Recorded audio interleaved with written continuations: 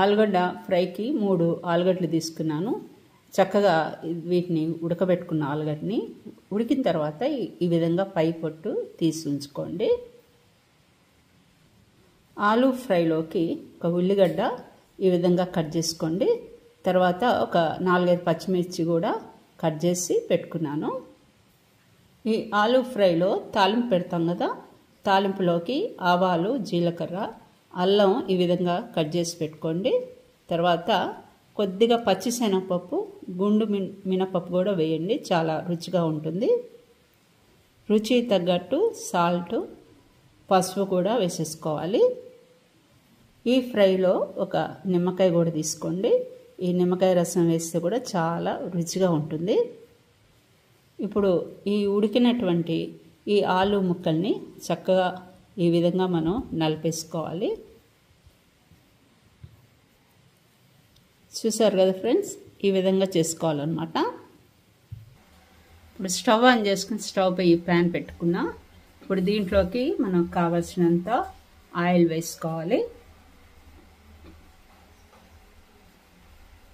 నేను ఒక 4 tea స్పూన్లంతా oil వేసుకుంటున్నా.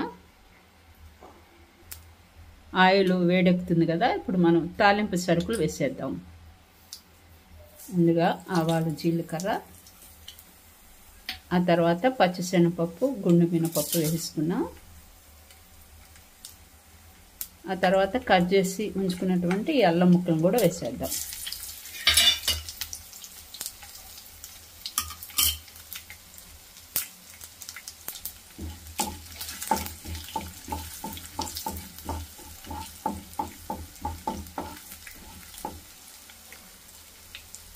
ఇప్పుడు అవి కొంచెం దోరగా వేగాయి. ఇప్పుడు మనం ఆ తర్వాత ఉల్లిపాయ, పచ్చిమిర్చి కూడా వేసేద్దాం.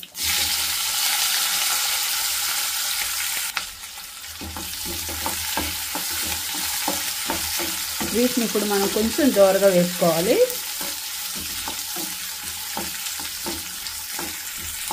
ఇప్పుడు దీంట్లోకి రుచి తగ్గట్టు సాల్ట్ వేసుకుందాం.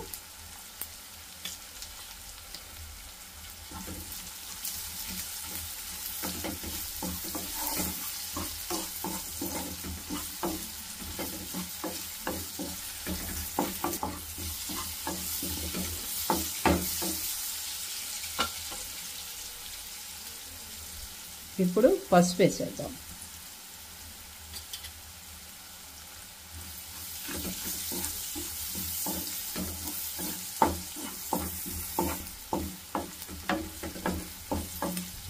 ఉల్లిపాయ ముక్కలు, పచ్చిమిర్చి బాగా వేగిరే కదా, ఇప్పుడు మనం ఉడికించుకున్నటువంటి ఆలుని వేసేద్దాం.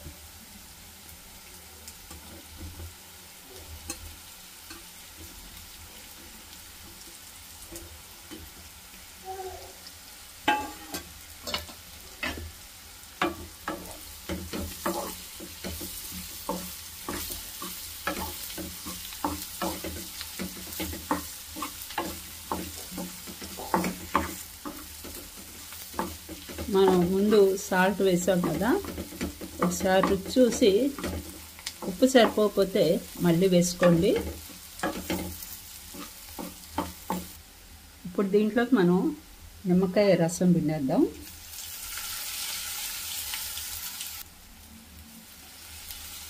నేను దీంట్లోకి ఒక కాయ రసం పిండారన్నమాట.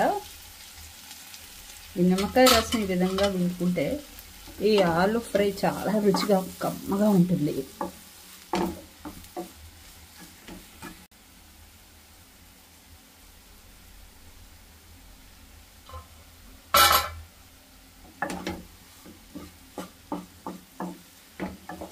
ఈ విధంగా చేసుకున్నటువంటి ఈ ఆలు ఫ్రై మనకి చక్కగా పప్పుచారు అవి చేసుకున్నప్పుడు సైడ్ డిష్లా చేసుకోండి.